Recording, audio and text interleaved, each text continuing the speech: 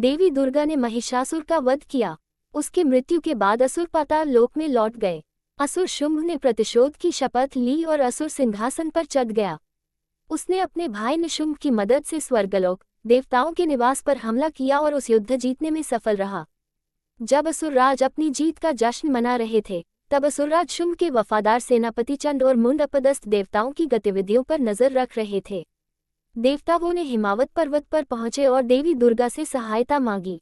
सभी देवता देवी का जय जयकार किया, जो दिव्य योद्धा को देखकर प्रसन्न थे। तीनों प्रमुख देवताओं ब्रह्मा, विष्णु और महेश ने अपनी शक्ति के माध्यम से सहायता भेजी। देवी अंबिका ने एक नई देवी को जन्म दिया। देवी चंडिका उनका नाम था।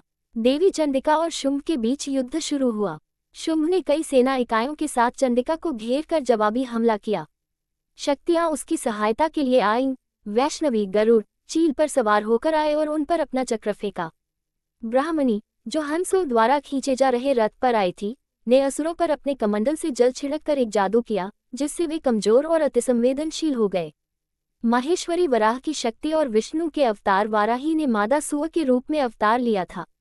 वह और नरसिंह की शक्ति नरसिंही, जो विष्णु के आधे सिंह और आधे मानव अवतार थे, ने असुरों की पंक्तियों को तहस नहस कर दिया, जिससे आतंक और विनाश हुआ। देवियों द्वारा आक्रमण किए जाने के बाद असुर हार के कगार पर पहुंच गए थे। तब शुंभ ने अपना छिपा हुआ हथियार रक्तबीज छोड़ा। रक्तबीज को एक वरदान प्राप्त था, जिसके कारण वह अजेय था।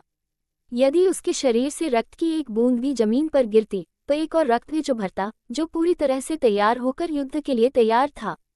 यही कारण है कि अब तक कोई भी उसे परास्त नहीं कर पाया था। चंडिका ने क्रूर असुर को लड़ने से रोकने के लिए कई तरह के हथियारों का इस्तेमाल किया।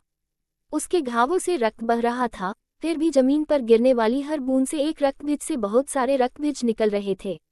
चंडिका काली मां ने अपनी जीभ बाहर निकाली और वह युद्ध के मैदान में बहुत तेज गति से दौड़ी।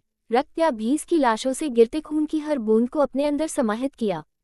आखिर में रक्तभीस को देवी चंडिका ने मार गिराया, सभी असुरों को मार दिया।